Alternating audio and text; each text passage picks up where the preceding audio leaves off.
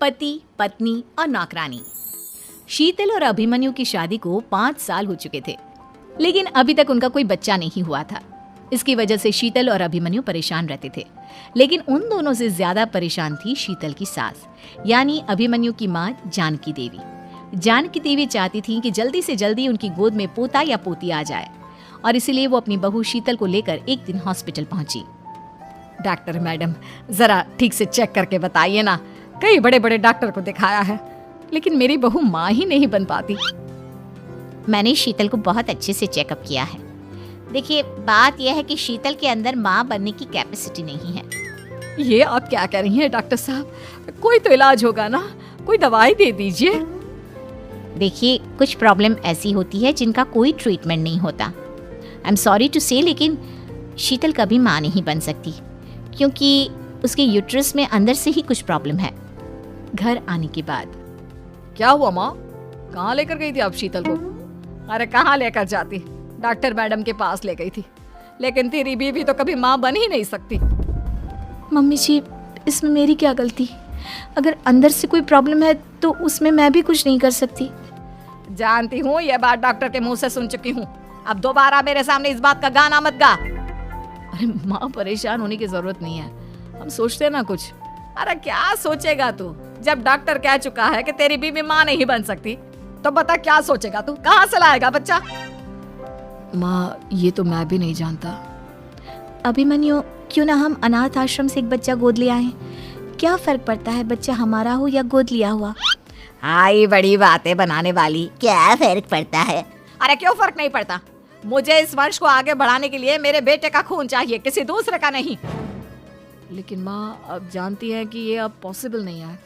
मैं कुछ नहीं जानती। मैं किसी पराये की औलाद को इस घर में अपना पोता या पोती बन के बढ़ता हुआ नहीं देख सकती। मेरा वंश मेरे बेटे के खून से ही आगे बढ़ेगा। लेकिन मम्मी जी, ऐसा कैसे हो पाएगा? आप अच्छी तरह जानती है ना, मेरा और अभिमन्यु का बच्चा नहीं हो सकता। तो मैं अपने बेटे की दूसरी शादी करवाऊंगी, और अपनी दूसरी बीवी से ये मुझे बच्चा पैदा करके देगा। ये आप क्या कह रही हैं माँ? मैं किसी और से शादी नहीं करने वाला। मेरे रहते हुए आप अभिमन्यु की शादी किसी और से करवाएंगी? मम्मी जी, आप ऐसा कैसे कर सकती हैं? तू बस देखती जा बहू, मैं ऐसा कैसे कर सकती हूँ। कुछ दिनों के बाद, अभिमन्यु, मैंने तेरे लिए लड़की ढूंढ ली है। माँ, मैं आपको कितनी बार समझाऊं, मुझे किसी से शादी नहीं करनी है। पहले मेरी बात सुन। ये जो चमेली है ना, हमारे घर में काम करने आती है, वो तुझसे शादी करने के लिए तैयार है। मम्मी जी, आप अभिमन्यु की शादी एक नौकरानी के साथ करवाएंगी? वो इसलिए क्योंकि चमेली दिखने में बहुत खूबसूरत है, बच्चा भी सुंदर ही होगा। मम्मी जी, लेकिन एक बच्चे के लिए अपने बेटे की शादी नौकरानी के साथ करवाना, क्या ये सही है? अगर अभिमन्यु ने शादी नहीं की ना, तो मैं अपनी जान दे दूंगी। अब देख लो, अगर तुम्हें अपनी माँ की जान प्यारी है तो तुम्हें इस नौकरानी के साथ शादी करनी ही होगी। इस तरह जानकी देवी अपने बेटे अभिमन्यु की शादी नौकरानी चमेली के साथ करवा देती है। कुछ दिनों के बाद, नौकरानी से मालकिन बन के तो मजा आ गया, अब तो मैं इस घर की मालकिन हूँ। देखो, अपने आप को ज्यादा मालकिन समझने की कोशिश मत करो। एक बार तुम्हारा और अभिमन्यु का बच्चा इस दुनिया में आ जाए, उसके बाद तुम इस घर से हमेशा के लिए चली जाना। अरे जाओ जाओ, किसी और के आगे बातें बनाना। एक बच्चा तो पैदा नहीं कर सकी, बढ़िया आई। जाओ जाकर मेरे लिए कॉफी बना कर लाओ। नौकरानी मैं हूँ या तुम? मम्मी जी, देखिए ना शीतल मुझसे किस तरह से बात कर रही है। शीतल, तुम्हें पता है ना चमेली प्रेग्नेंट है, मेरे बेटे के बच्चे की माँ बनने वाली है। वो जैसा कहती है वैसा करो। लेकिन मम्मी जी, वो मुझे नौकरों की तरह ट्रीट कर रही है। अरे तो करेगी ना, वैसे भी बहू तुम हो किस काम की, एक बच्चा तो पैदा नहीं कर सकती। जाओ अब घर के सारे काम करो और चमेली को आराम करने दो। थैंक यू मम्मी जी, भगवान आपका भला करे। आप नहीं होती तो मैं नौकरानी से महारानी कैसे बनती? देखो, तुम्हें जो चाहिए सब मिलेगा, खूब खाओ पियो, मजे की जिंदगी जियो, लेकिन बस मुझे एक बच्चा पैदा करके दे दो। कुछ दिनों के बाद, मम्मी, बच्चे के लिए आपने मेरी शादी चमेली के साथ करवा तो दी, लेकिन दिन और रात का चैन मिट गया है। सारा दिन शीतल और चमेली की बहस चलती रहती है। अब शीतल को इस घर में रखने से क्या होगा? मैं तो कहती हूँ उसे घर से निकाल दो, है भी किस काम की। मैं ऐसा नहीं कर सकता माँ, वो मेरी पत्नी है, उससे बहुत प्यार करता हूँ मैं। तुम्हारी पत्नी चमेली है, चमेली, उससे प्यार करो।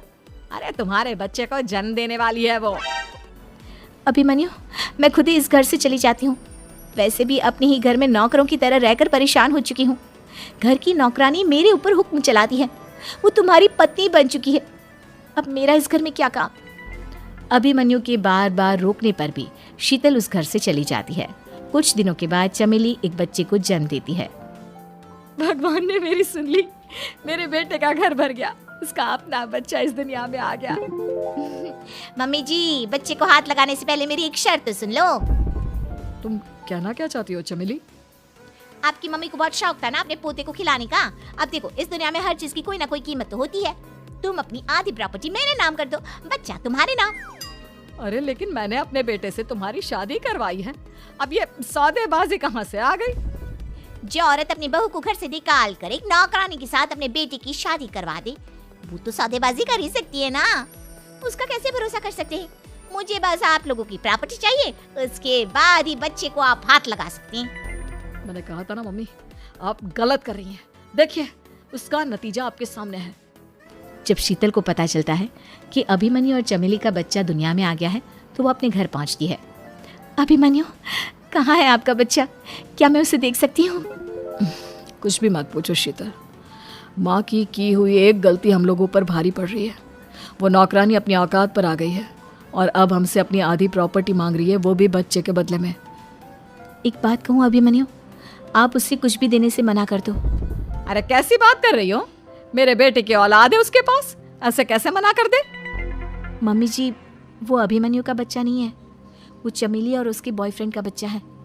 ये तुम क्या कह रही हो शीतल? ये देखिए वीडियो, चमेली और उसका बॉयफ्रेंड आपस में बातें कर रहे हैं कि उन दोनों ने मिलकर आपको बेवकूफ़ बनाया है और अब इस बच्चे के बदले आपसे प्रॉपर्टी भी हड़प लेंगे। हे भगवान, ये मुझसे क्या हो गया? ना तो बच्चा मिला और अपने बेटे की नौकरानी के साथ शादी करवा दी, सो अलग। अब क्या होगा? मुझे माफ कर दो शीतल, मेरी वजह से तुम्हें बहुत तकलीफ हुई है। अभिमन्यु, मैंने कहा ना, उस नौकरानी को उसके बच्चे सहित इस घर से बाहर निकाल दो। लगता है मेरे अभिमन्यु का बाप बनने का सपना अधूरा ही रह जाएगा। अभिमन्यु, अपनी मम्मी से कहो कि परेशान ना हो। आपको याद है एक बार हम एक IVF सेंटर गए थे, मैंने फिर से वहाँ जाकर बात की थी और आपको पता है इस बार मैं प्रेग्नेंट हूँ, क्योंकि हमने वहाँ पर प्रोसीजर करवाया था जिसकी वजह से मैं प्रेग्नेंट हो गई थी और इस बात का पता मुझे बस कुछ महीने पहले ही लगा है। हमारा बच्चा इस दुनिया में आने वाला है अभिमन्यु। मुझे माफ कर दो शीतल बहू, मुझसे बहुत बड़ी गलती हो गई। कोई बात नहीं माँ, लेकिन अब हमें उस धोखेबाज नौकरानी को इस घर से बाहर निकालना है और इस घर की मालकिन को वापस घर लाना है, वो भी अपने बच्चे के साथ।